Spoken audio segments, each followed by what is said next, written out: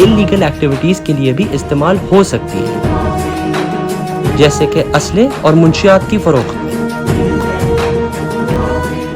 अस्सलाम वालेकुम दोस्तों, अगर आपको याद हो तो पिछली वीडियो में केमन आइलैंड्स के खूबसूरत नज़ारों और टैक्स बेनिफिट्स के साथ साथ हमने थोड़ा सा जिक्र किया था शेल कंपनीज का, जिनकी मदद से आप अपने प्रॉफिट्स पर टैक्स बचा सकते हैं। अब पाकिस्तान में कारोबारी लोगों के लिए ये किसी ख्वाब से कम तो नहीं। तो बस फिर आज की इस वीडियो में हम उन तमाम लोगों के ख्वाब पूरे करने वाले हैं। तो चलिए शुरू करते हैं। सबसे पहले आपको अपनी कंपनी का स्ट्रक्चर डिसाइड करना होगा कि या तो एग्जेम्प्टेड कंपनी हो सकती है, जो ऐसी कंपनीज होती हैं जिनका फोकस ग्लोबल ऑपरेशंस पर होता है। दूसरा कंपनी स्ट्रक्चर है LLC यानी कि लिमिटेड लायबिलिटी कंपनी। इन कंपनीज का फोकस भी इंटरनेशनल ही होता है।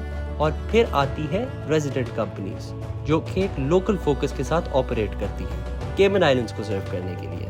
केमन आइलैंड्स के कानून के मुताबिक आपकी रजिस्टर्ड कंपनी का नाम यूनिक होना चाहिए और वहाँ की किसी भी एग्जिस्टिंग कंपनी से मिलता जुलता नहीं हो सकता।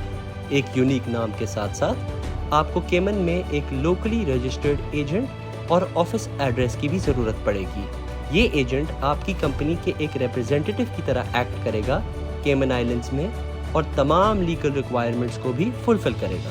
जो कंपनी आप सेटअप करेंगे उसमें आपको डायरेक्टर और मैनेजर एम्प्लॉय करना होगा और मिनिमम एक शेयर होल्डर की रिक्वायरमेंट है, जो कि या तो कोई इंसान हो सकता है या फिर कोई और कंपनी। केमन आइलैंड्स में कंपनी रजिस्टर करवाने की एक फीस पे करनी होती है, जिसका amount time to time vary करता है।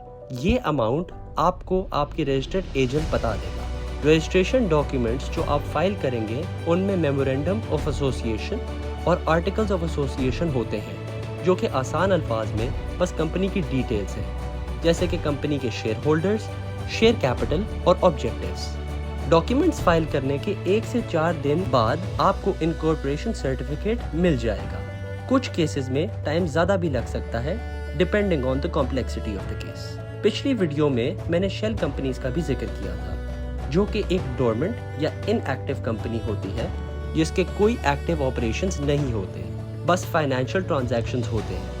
ये कंपनीज बस पेपर पर एग्जिस्ट करती हैं। शेल कंपनीज कुछ केसेस में इल्लीगल एक्टिविटीज के लिए भी इस्तेमाल हो सकती हैं, क्योंकि ओनर्स की आइडेंटिटी रिवील नहीं की जाती। शेल कंपनीज इनकम सोर्स को छुपाती हैं, तो ये इल्लीगल एक्टिविटीज से कमाए हुए पैसों को भी लॉन्डर कर सकती हैं। कुछ शेल कंपनीज को तो इल्लीगल एक्टिविटीज के लिए भी यूज किया जाता है, जैसे कि असले और मुंशियात की फरोख्त। कुछ केसेस में तो शादीशुदा कपल्स एक दूसरे से अपने एसेट्स छुपाने के लिए भी शेल कंपनीज का इस्तेमाल करते हैं, ताकि माली नुकसान कम से कम हो।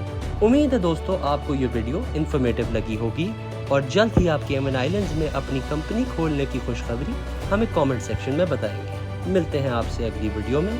अपना बहुत ख्याल रखिए और अल्लाह हाफ़िज़।